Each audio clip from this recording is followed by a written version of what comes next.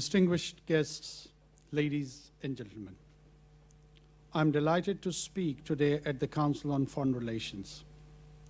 I speak to you at a pivotal moment in our country's history.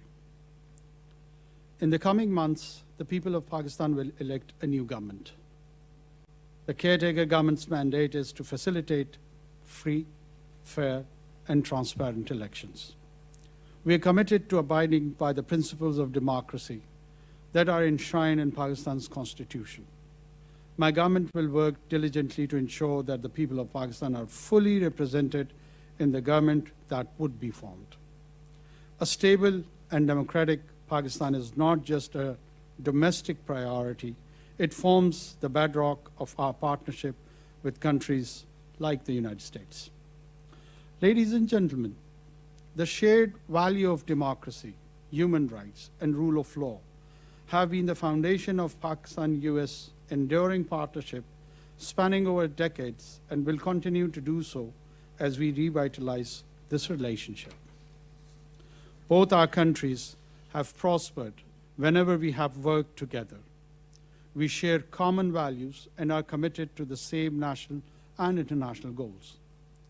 Today, as we celebrate 76 years of our long-standing ties, I'm happy to note that we are witnessing a brisk momentum in building a standalone, broad-based, and sustainable relationship with the United States, seen not through the lens of any other country.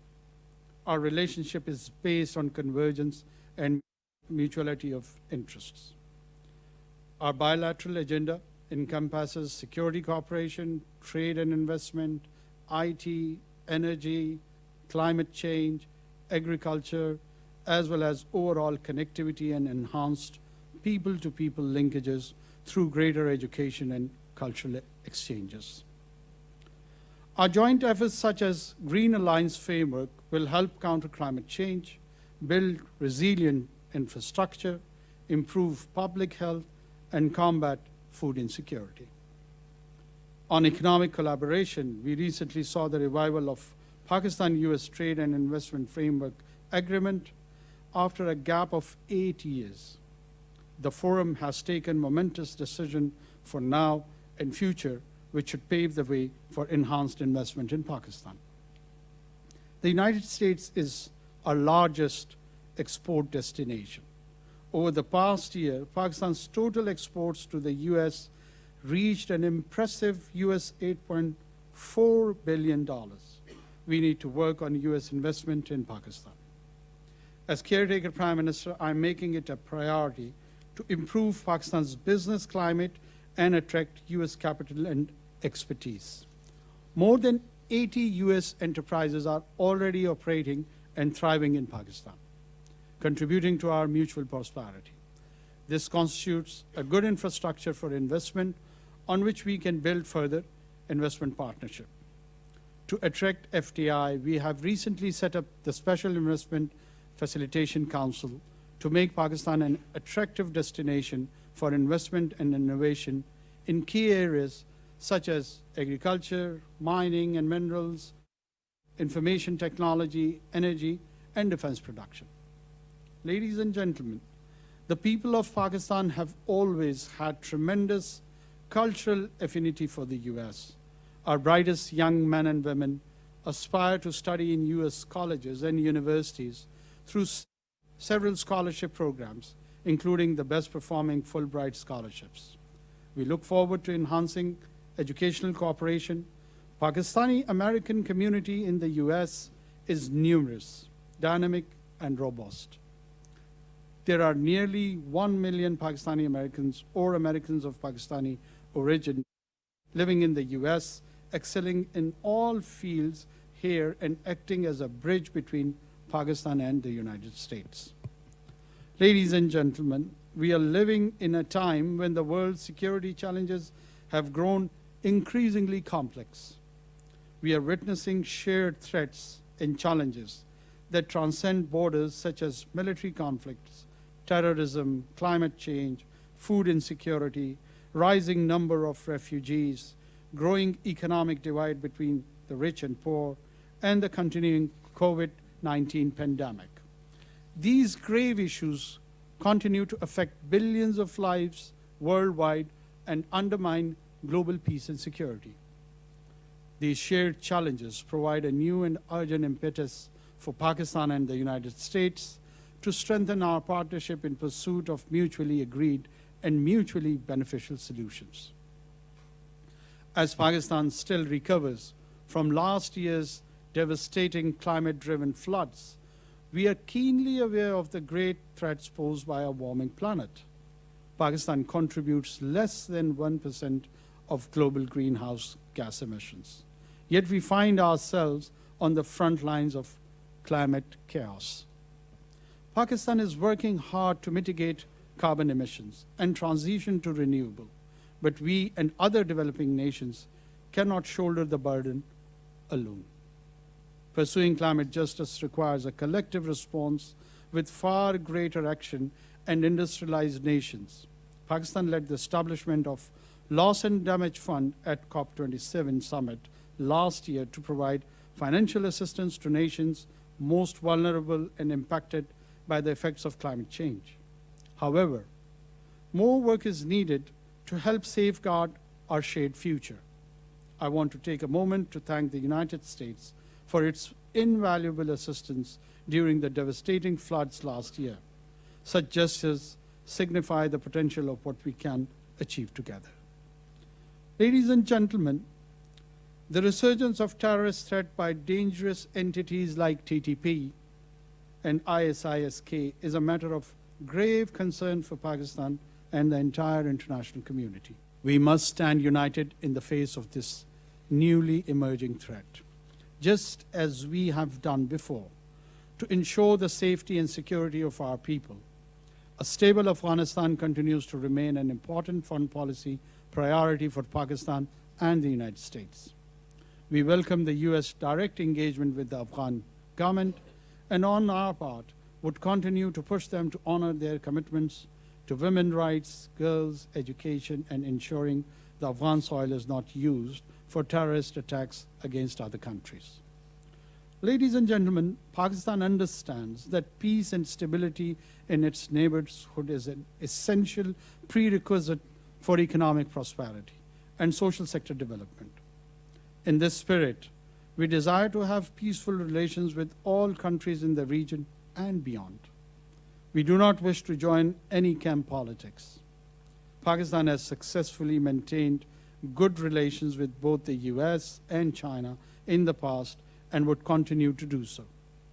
Rather than seeing these relationships as a zero-sum game, we believe that both relationships can coexist and flourish simultaneously.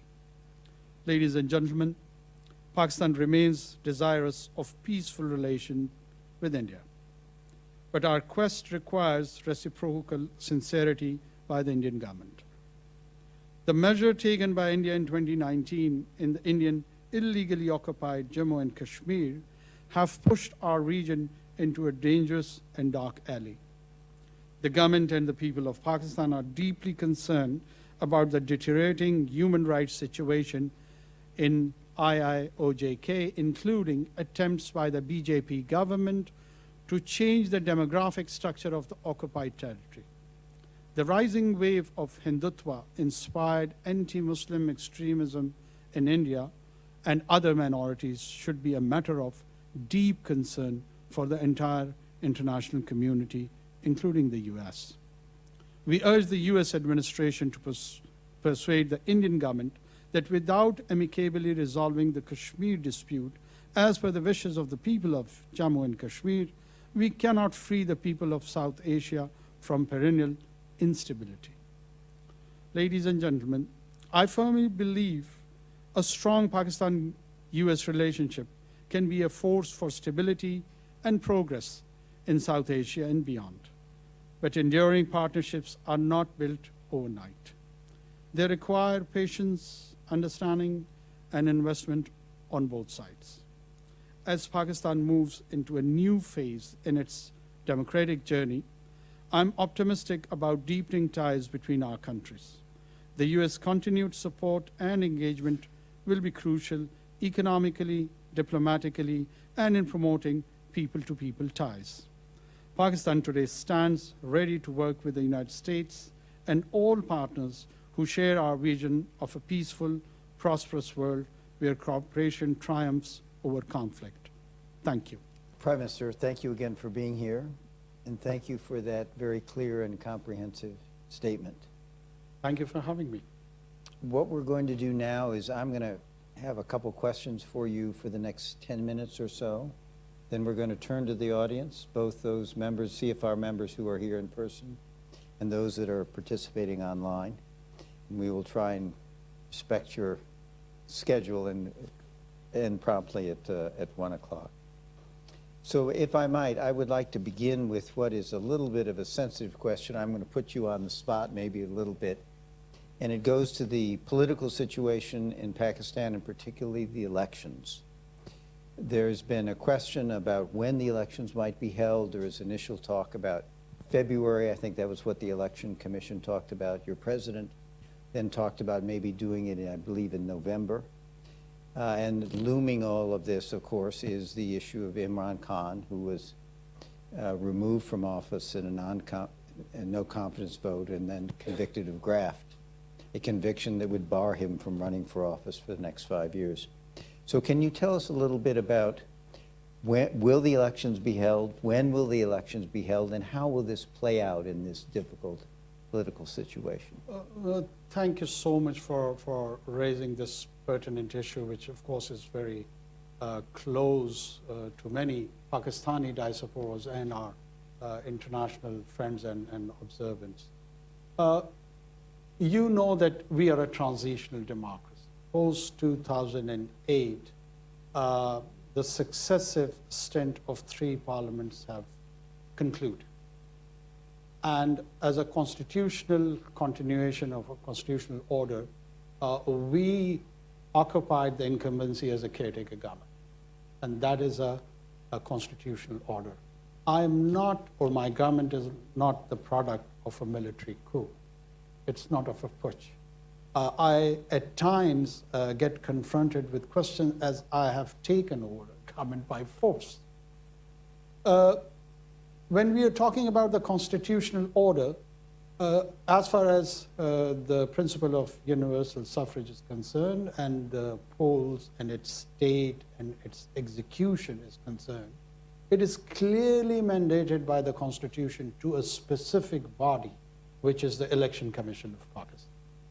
And our role in this whole context is to provide the financial assistance, to provide all the security which is required, to maintain and observe that polling day prior to that and after that, when the people would be participating in the political process, arranging rallies, public gatherings, so on and so forth. So we are fully committed to that role of ours. And one of the caveat, which to my understanding is that there is a constitutional requirement for the delimitation of different constituencies. And those constituencies delimitation is a constitutional demand due to new census. As we got our new census, how many people we have in Pakistan, now we have got data which is, we believe, a correct.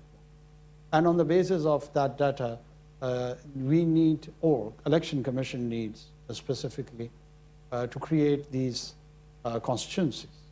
And then a process is there, again, a lawful process, where the people come and they can file their criticism or their disagreements on any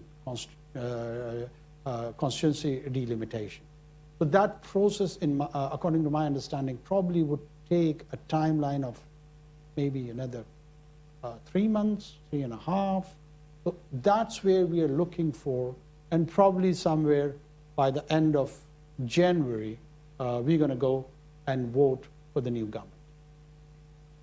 Thank you. That's helpful.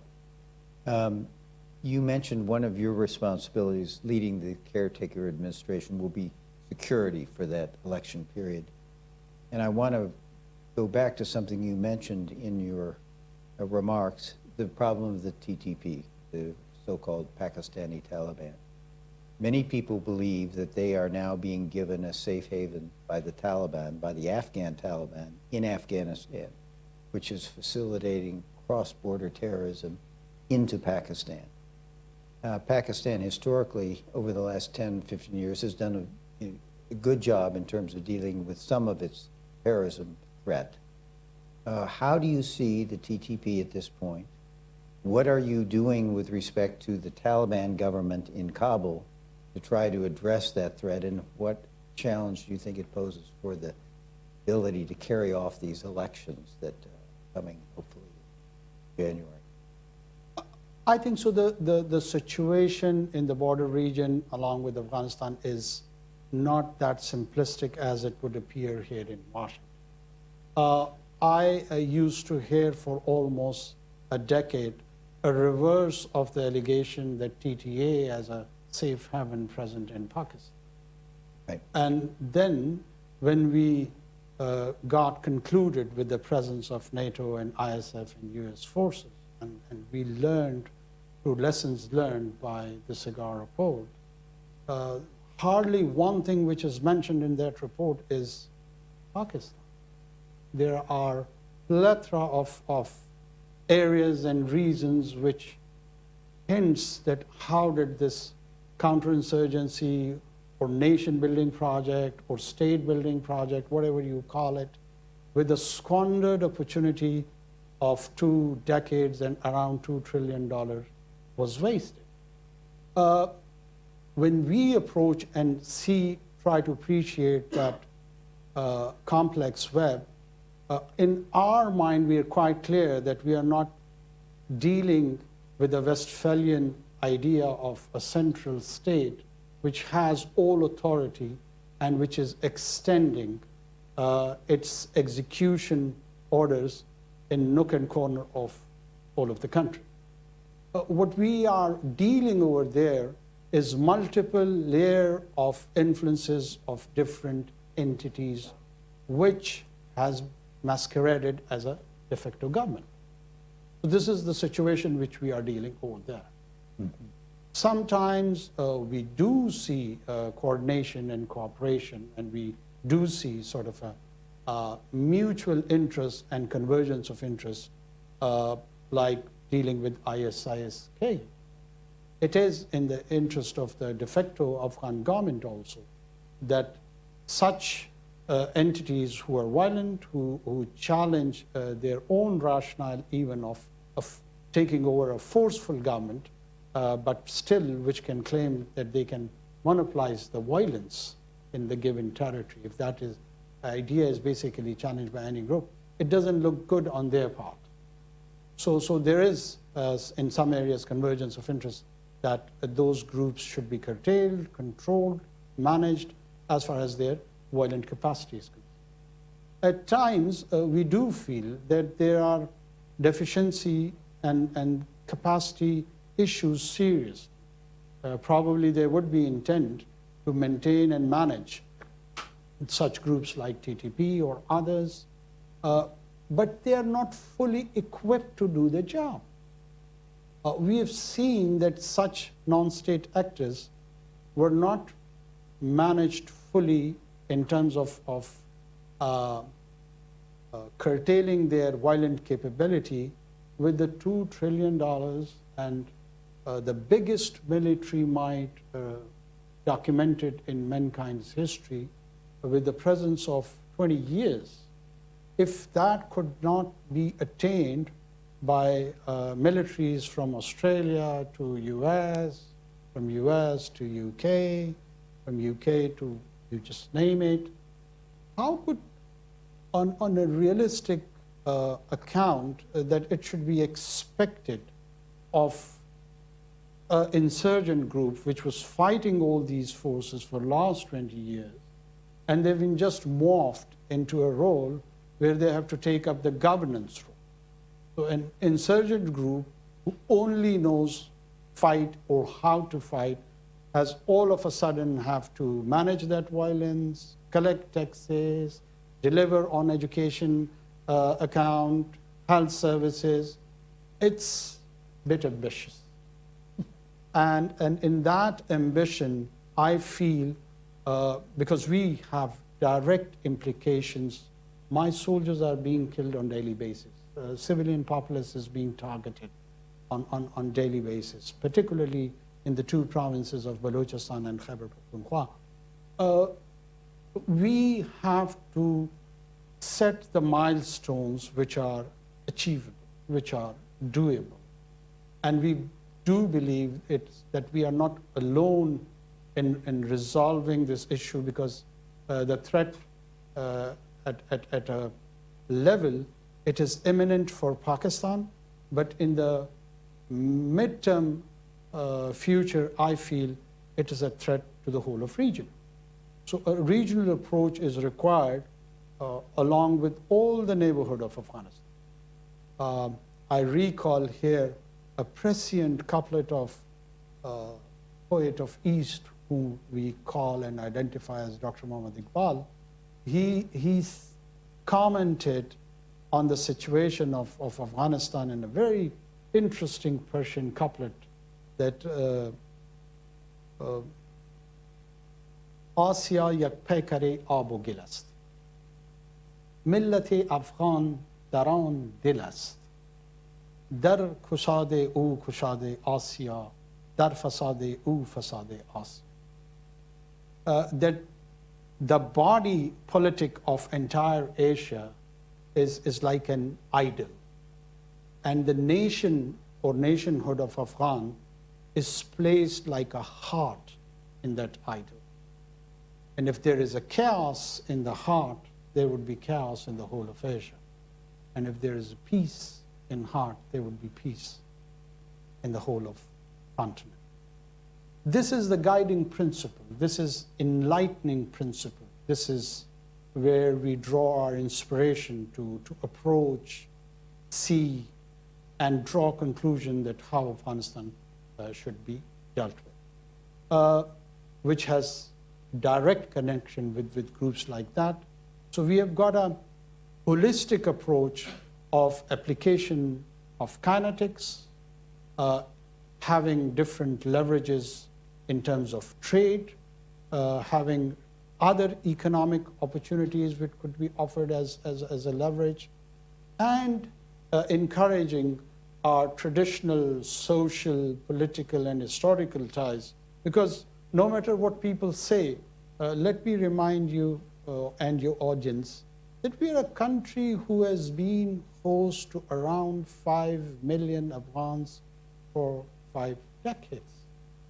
There are people who were born there are people who were raised there are people who are buried. All they know about Afghanistan is that it was an ancestral place from where their parentage came. But for all the practical purposes, they have attended our schools, they have attended our colleges, they have attended our universities. People would argue that there is a constituency of anti-Pakistan sentiment within Afghanistan. Well, there is. And I, as a Pashtun, I do understand the genesis of that and the background of that. But on a larger account, when it comes people-to-people contact, I've always seen that Afghans have got more of a positive investment in Pakistani society rather than normally people would. Please raise your hand.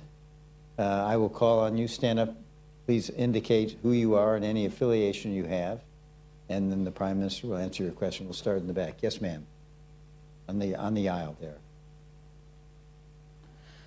Thank you very much, sir. This is Sumaira Khan from Sama Television, Pakistan. I've traveled from Pakistan to attend UNGA, and obviously this esteemed organizations sitting right here. Being a Prime Minister of Pakistan, you just hinted upon few very vital challenges that Pakistan is facing right now. And top of the list, because I'm a security analyst as well, and I cover war and conflict for Pakistan for last 19 years. So do you see any silver lining? Do you see any light at the end of the tunnel, specifically talking about from the Afghan side right now? that we have a huge troubled border with sharing with Afghanistan. So can you hint upon some of the issues right now that are we able to handle those problems, you being caretaker Prime Minister of Pakistan, or you think that you are going to leave these challenges to the coming government who's going to take charge after you? Thank you. Well, in my audience, I presume there is a Japanese presence also. And after Pearl Harbor, the kind of relation US and Japan enjoys does give me reasons for all the silver linings and being hopeful. And when I think about the German occupancy of Eastern Europe and then its Western neighborhood also, and when I see EU as a bloc, it multiplies and amplifies my silver lining.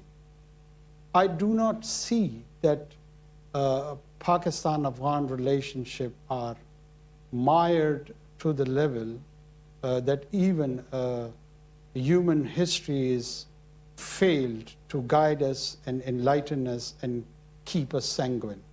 So that's all I would respond to your query. I am very hopeful. We need to be focused, consistent, and with an open mind. If we approach one another, there are many areas where we can have a focused outcome as per mutual interest to both sides. I'm going to remind everyone that this session, of course, is on the record, and we're going to go to one of our online members for their question. We will take the next question from Shireen Tahir-Keli. Assalamu alaikum, Mr. Prime Minister. Walaikum assalam. This is Shireen Tahir-Keli, Johns Hopkins University School of Advanced International Studies. I'd like to back up to the first question that Steve Hadley asked you and sort of ask if you believe that given political parties' disagreements currently on show in Pakistan, whether you believe that these parties will agree to the rules of the game for an inclusive and fair election in Pakistan. I do not have any confusion in my mind or in the government that all the parties who are registered with Election Commission of Pakistan are legally, politically, morally allowed, and they will participate in the political process. There is no confusion as far as the government or the caretaker government. Assalamu alaikum, Mr. Prime Minister. My question is, as you're aware of the unfolding situation, the crisis between India and Canada over allegedly killing of their citizen by the intelligence agencies of India, as explained by the Prime Minister of Canada. You're from the Balochistan, sir, and you've been seeing these insurgency. In fact, we have a Kulbhushan, one of the naval officers captured from the same region where you belong and you're from. Are you going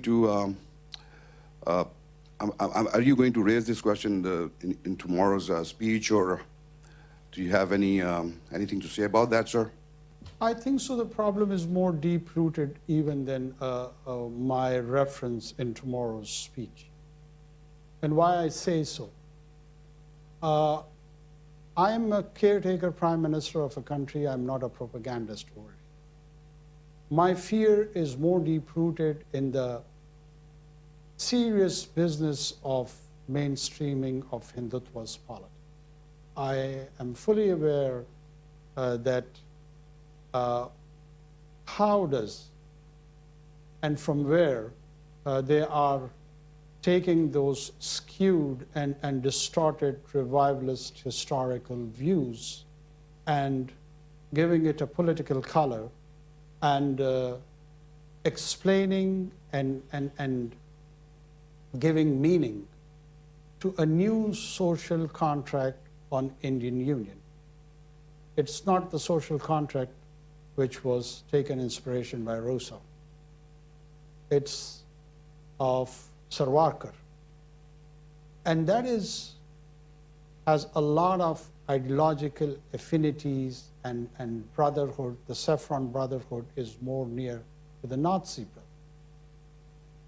I'm not accusing here anyone. I'm talking about the empirical evidence and data published by international academia. It is not what Pakistan has said.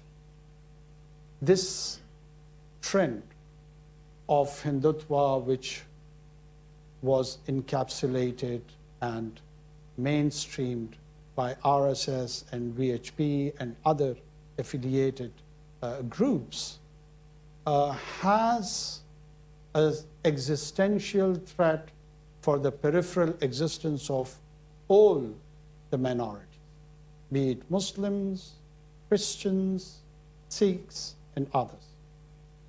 The idea that they have got the peripheral right to exist, or if they want to be mainstream, they have to have an alteration of identity. They can be Hindu Christians or Hindu Muslims or Hindu Sikhs, but that grand idea of which they sometimes convey in a relatively innocuous manner, that this is a cultural expression, which it definitely is not. It's a purely political one. And that has a serious challenge for Indian Union to exist as a pluralistic liberal democracy. This is a domestic challenge, and that challenge is translating itself into the region as well. Because when you do take such chauvinistic tendencies, you want to dominate the region in the first phase. And here comes Kulbhushan and the commander and encouraging and financing and supporting the terror activities at the behest of the state, Indian state. Unfortunately, the decent Indian people, the hard-earning people, their taxpayers' money is covertly being directed for such gory actions, which they might not affiliate with, which they might not side with. And I'm pretty much sure, and I'm a believer in the positive nature of human being. But these ideologues of Hindutva, they are becoming emboldened in a manner that they are now going beyond the region. And this initial unfortunate killing of Mr. Singh on Canadian soil is a reflection of that ominous tendency. We, Pakistan, have always been critical of this jingoistic, belligerent Indian attitude. But for obvious economic and strategic reasons, many players in the Western capital chose to ignore this fact and reality and this side of politics over there. To me, Hindutva, ISIS, center of the right, present on European continent, probably even here in the US. In nature, it's a global brotherhood of fascism. It's a global brotherhood of chauvinism. It's a global brotherhood of darkness. And all the decent human beings who are on the other side of the divide, who believe in pluralistic society, who believe in diversification, who believe and agreeing to disagree, they should be wary of these tendencies.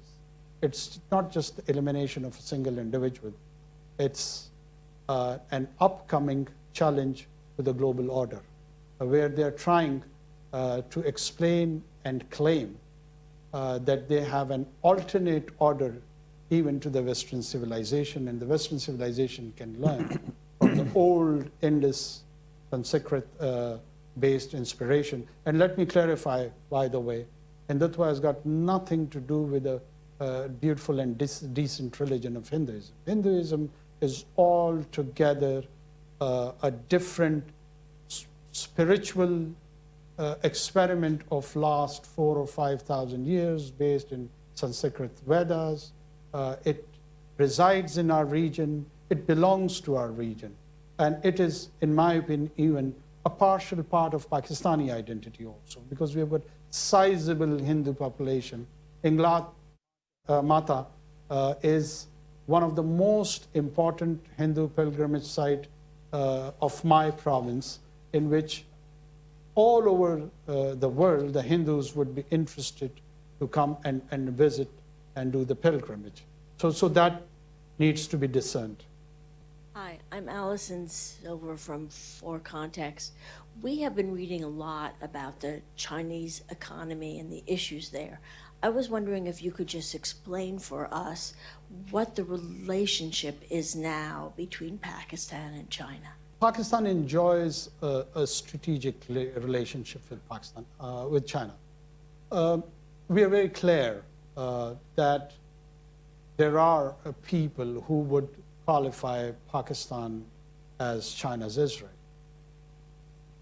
It is probably more a good analogy for American audience, because you do understand and appreciate the value of Israel for the United States. Pakistan and China has a lot in common in terms of the emerging threats within region. There are commonality on certain issues, for instance, one China policy, be it in Tibet, Xinjiang, Taiwan. We do share commonalities and share the stated goals that we would stand shoulder to shoulder with each other. And it is reciprocated by the Chinese side as well. Let me remind you when in 2013, around 2012 and 13, when the many people around the Western capitals, they were predicting that Pakistan is a failed state and it's going to be dysfunctional soon. In that context, our Chinese friends intervened and they jumped in with a sizable project, which was a showcase project of their basic BRI initiative known as CPAC. And from there, the confidence and the positive, I would see the feeling in the market initiated that this is not the case, that Pakistan is a dysfunctional, dystopian state becoming one. And the revival, the economic revival initiated from that point.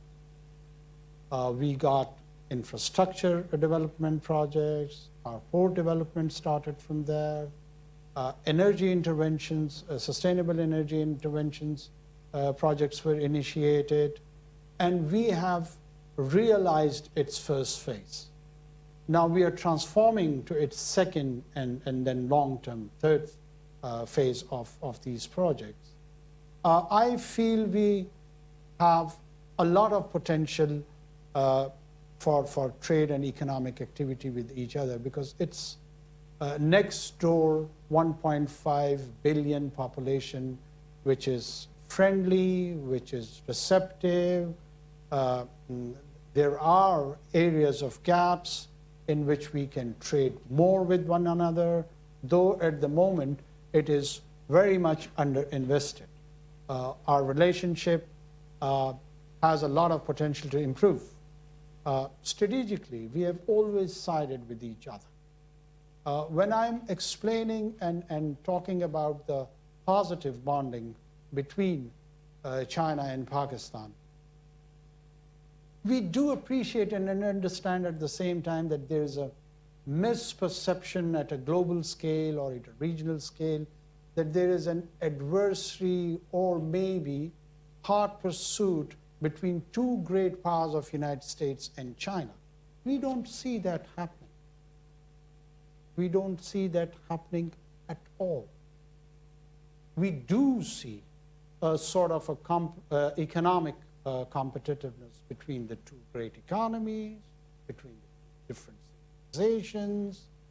Yes, we do see that there is a mid-sized entities within our region and beyond our region, which has incentivized this paranoid and insecure situation between the two huge powers. And if they do not exploit on that, there wouldn't be enough attention for flirtation. And the so-called containment of China policy, which has become jargon for the people on the mostly in the center of the right here in US or on European continent. When this policy of containment of China was started somewhere in early 90s, it was what, 8th or 9th largest economy of the world? Now as we speak, it has become the 2nd largest. And probably within few years, the dragon would be the 1st largest economy of the world. So what do we do with this containment policy? Has it worked? Is there any alternate governance competitive system which needs to be altered or changed? And if that doesn't realize, my own humble assessment is that containment policy would convert into engagement of China. And this entire strategic calculus which we are seeing right now would be morphed and it would be changed. And all the pertinent questions which it seems to be pointed at Pakistan and our relationship with China would alter.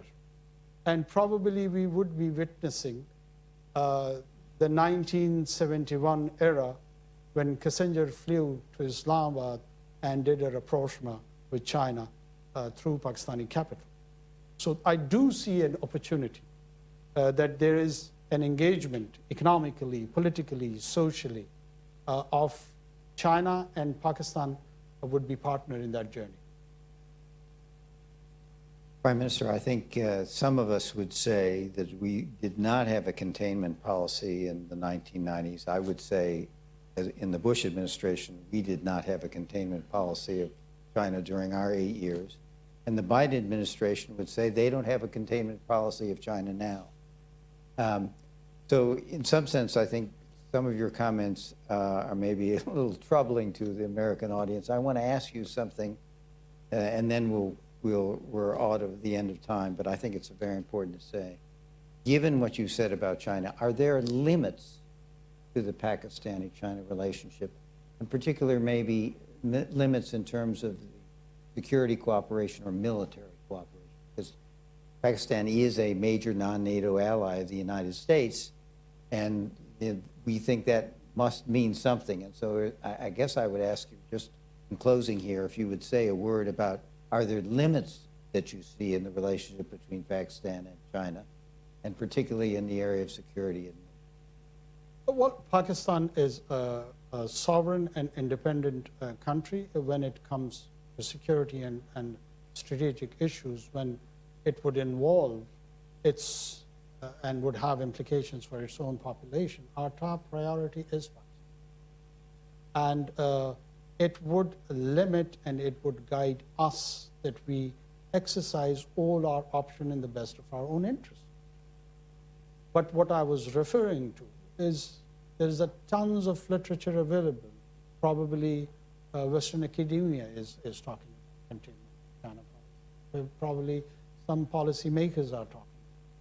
It may not be the government's official position, but it's a well-entrenched position in Western universities, in Western capitals, probably in think tanks, and everyone talks about this idea of containing China in a very open and candid manner. So that's where I borrowed and initiated my own analysis on the situation. It was not just to make uncomfortable any audience.